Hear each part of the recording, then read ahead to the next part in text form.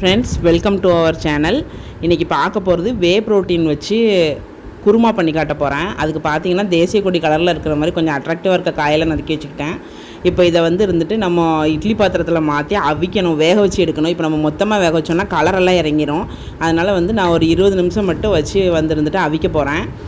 இப்போ பார்த்தீங்கன்னா தெரியும், கொஞ்சம் 20 நிமிஷம் அவியதுக்குள்ளே இதில் தேங்காய், பொரிகடலை, ஜீரகம் எல்லாம் போட்டு இருந்துட்டு நல்லா நைஸாக அரைச்சி வச்சுக்கணும். இப்போ பாருங்கள், நான் எடுத்து வச்சுருக்க எல்லாத்தையும் இருந்துட்டு ஜாரில் மாற்றிட்டேன். இதுக்கு உரப்பு பச்சை மிளகா தான்.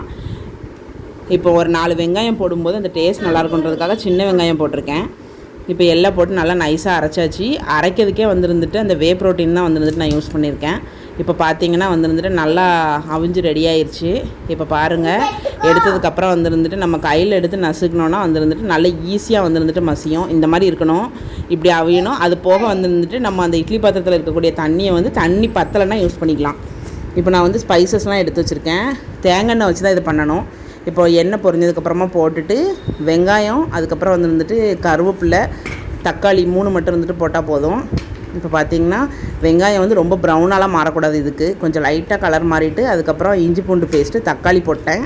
தக்காளியும் ரொம்ப அதிகமாக வேக விடணும்னு இல்லை, ஒரு 4-5 பரட்டிட்டு அதுக்கப்புறம் இருந்துட்டு நம்ம வேக வச்சு வச்சுருக்க காயை ஆட் பண்ணிடலாம். இந்த குருமா வைக்கிறது ரொம்ப ரொம்ப ஈஸி, அப்புறம் ஹெல்த்தியும் கூட.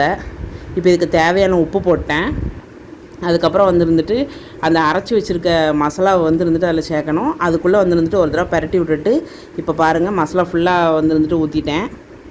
நல்லா கிண்டி விட்டுட்டு அந்த ஜாரை சும்மா அலசி ஊற்றுறது கூட நான் இருக்க எல்லா வே ப்ரோட்டீனையுமே யூஸ் பண்ணிகிட்ருக்கேன்.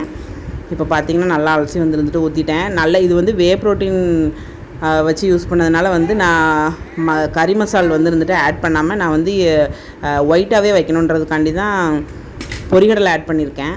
இப்போ பார்த்திங்கன்னா நல்லா கொதிச்சிட்ருக்கு. ஃபஸ்ட்டு பாருங்கள் தண்ணியாக இருக்கும்.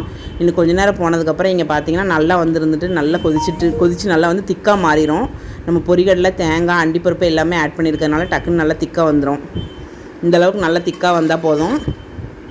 உங்களுக்கு இதை விட நல்லா கட்டியாக வேணால் கூட கட்டியாக வச்சுக்கலாம். எங்களுக்கு கொஞ்சம் தண்ணியாக இருக்கணுன்றதுக்காண்டி நான் இந்த ஸ்டேஜ்லேயே ஆஃப் பண்ணிட்டேன். இப்போ பாருங்கள், சப்பாத்தியும் வே ப்ரோட்டீன் வச்சு யூஸ் பண்ண சப்பாத்தி. இந்த வீடியோ நான் ஏற்கனவே வந்துட்டு அப்லோட் பண்ணியிருக்கேன். பார்த்திங்கன்னா குருமா ரெடி ஆயிடுச்சு. ரெண்டுமே வந்துட்டு ரெடி ஆகும் போதே அந்த வே ப்ரோட்டீன் வச்சு செஞ்சதுக்கான வாசனை நம்ம ரெடி பண்ணும் போதே நல்லா ஃபீல் பண்ண முடியும். அந்தளவுக்கு செம்ம வாசனையாக இருக்குது.